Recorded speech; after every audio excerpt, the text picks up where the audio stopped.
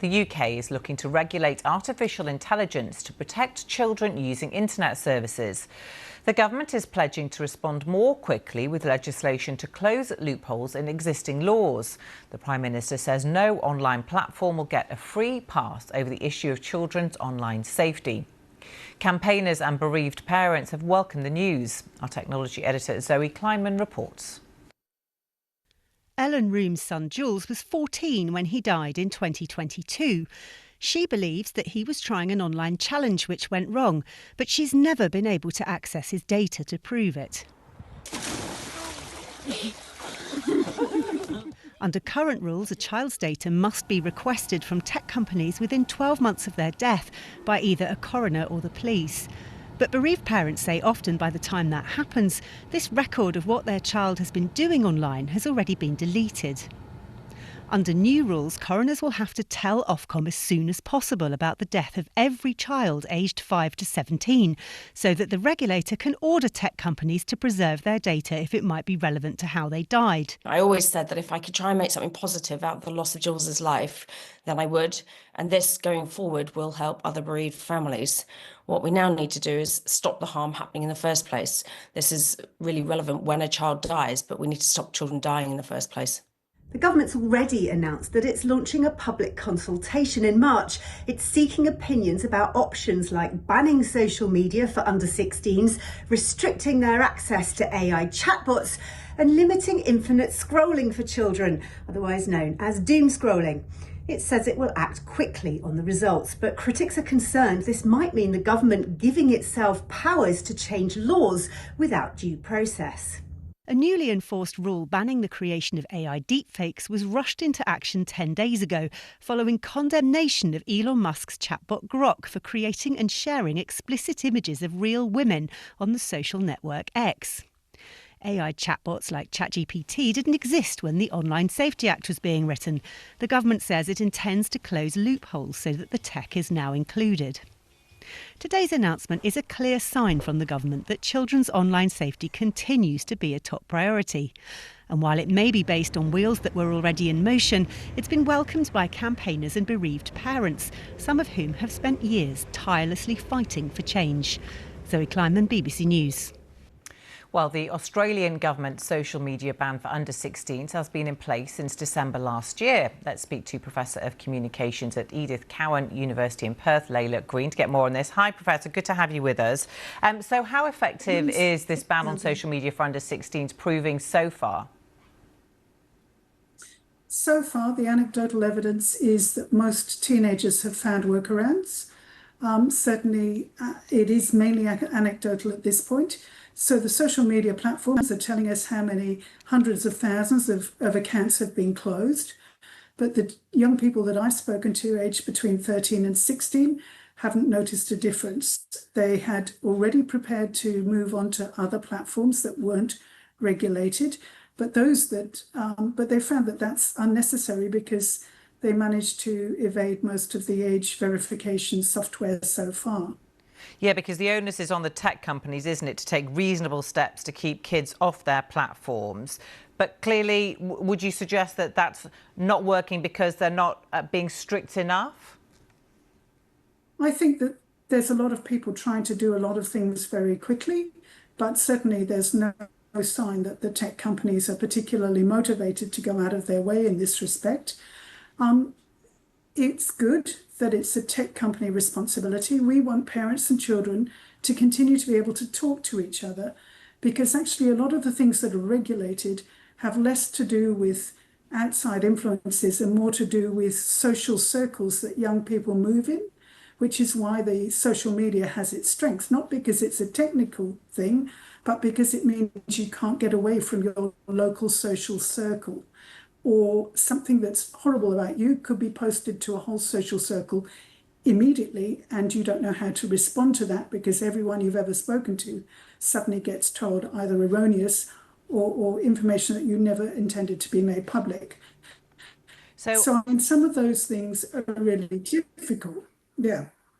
No, I was going to ask what, given the experience, and it's just 6 weeks or so experience, it's not very long, is it? But the lessons that Australia is learning as the UK and other countries look to move forward with their policies on social media, and there's going to be a consultation coming into effect next month, and the government wants to move quickly off the back of that. What do you think other countries can learn about perhaps how to be more effective?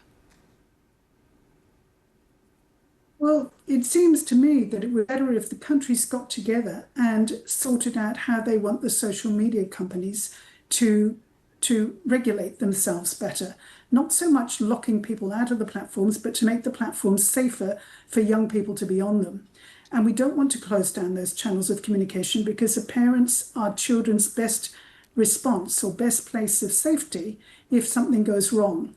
And they need to be able to keep talking to their parents about things that happen to them online and not risk having things done because they shouldn't have been online in the first place. So, otherwise people tend to react to, you shouldn't have been online, rather than, how can I support you through this? What do you think we should be doing about this particular challenge? What's your ideas? Yeah, what do you think So safer? what we're doing is closing down conversations. What do you think safer looks like, given Rather than that, opening them. kids are taught about the dangers of posting inappropriate things on social media, and that stays with them forever?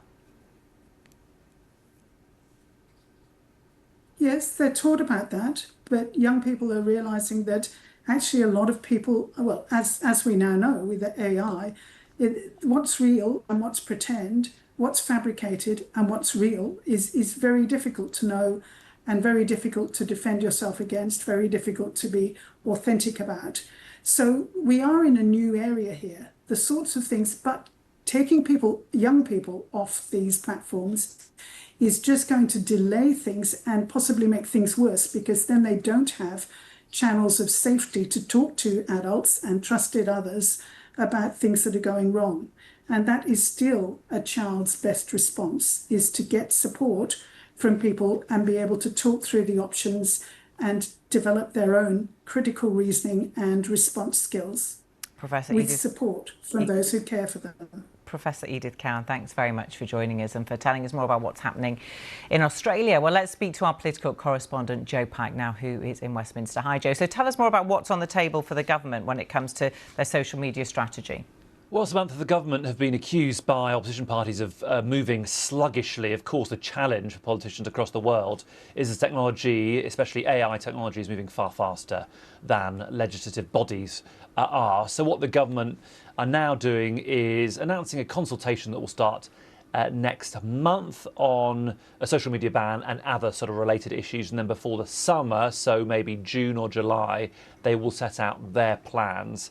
They also want to close a couple of loopholes, one on AI chatbots, where young people can have, in some cases, some pretty concerning conversations with these chatbots in cases that have led prominently to suicide. The government want to ensure that tech companies are far more responsible there. And also another change around maintaining the right data when a child has died. So a coroner in England and Wales will now need to contact one of these social media companies to notify them of a child's death, to preserve data if a family potentially would like to look into that and work out whether it has contributed to their death. And how quickly could all of this happen? The government want to create new powers to try and push it through, but that's controversial as well. That's controversial because they want the powers to allow them to use little bits of secondary legislation to bring in rules. So it's effectively like having the power to, without the input of MPs, then being able to tweak things. The argument for the government is, look, this is moving so fast, this is changing so fast, we need the power to close loopholes and not wait for long legislative processes. However, of course, that does change the sort of democratic role of MPs and peers. The argument from Australia seems to be, some argue, pretty strong, but it's also worth pointing out There are other prominent campaigners who argue against a ban, some in particular worried about a possible cliff edge at 16 when suddenly 16-year-olds would have access to so many different social media platforms. Criticism too from the Lib Dems and the Conservatives here in the UK about the pace of change. The Tories saying the government has chosen inaction. Meanwhile, Samantha, the Liberal Democrats have accused the government of continuing to kick the can down the road. Yeah, I'm just hearing there from one expert in Australia saying their social media ban anecdotally doesn't necessarily seem to be working. Kids are finding their ways around it and calling more for a coalition of countries to come together to work out how to talk to the tech companies. Does that kind of sit on the table there? Is that something that the government is looking at? I think they're certainly communicating with other ministers and trying to learn lessons from other countries.